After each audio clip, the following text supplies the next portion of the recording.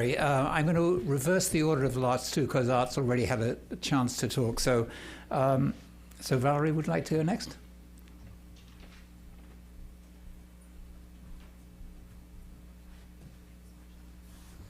Thank you. It's an honor to be here. So Liberty Mobility Now is a woman-owned business tech startup.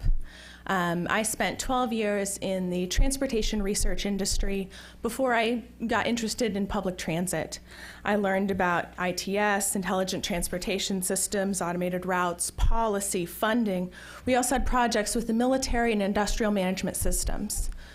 That background is what I took into developing and piloting Liberty. Liberty evolved out of an FTA, Small Business Innovation Research grant. Our goal is to help improve mobility using shared mobility in rural communities and with healthcare, kind of an Uber plus Care.com with a Red Cross flavor, if you will.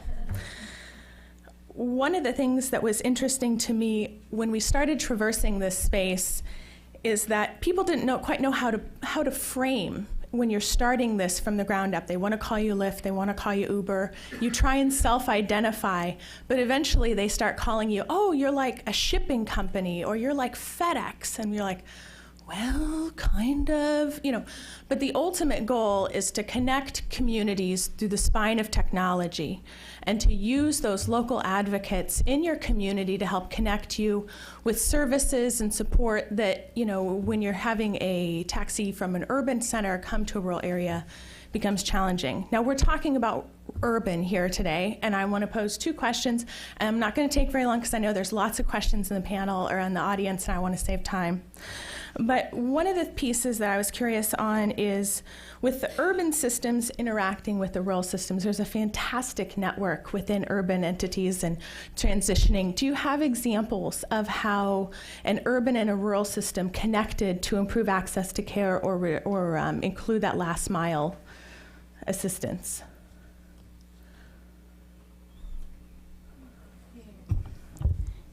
In Worcester, the Transit Authority has some agreements with other transportation providers outside the fixed route, so they can actually pick up people and take them to their jobs, to their medical appointments, to different areas, because the paratransit service, as what was your name, sir? Barry was mentioning, it has the boundary of 3/4 of a mile. So outside that boundary, then we have those services. But it's, you know, for everything that they may need. Okay, thank you.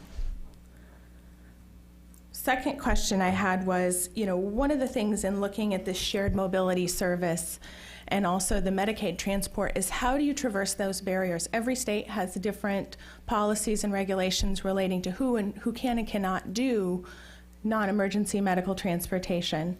Have there been any breakthroughs, or what states have made those breakthroughs and how to allow those shared mobility services or the transportation network companies to be a part of that equation to improving access to care? So it's Ann Lundy, and I'll start that one. I don't have any specific examples, although there's some concepts, if you will, that I believe can really be effective here.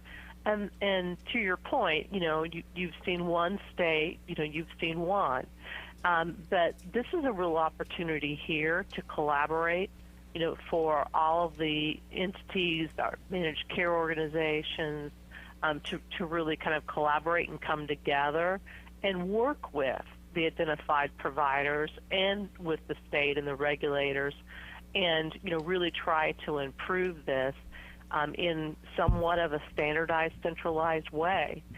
So I have heard of some states doing that and it having some really, you know, some really great outcomes.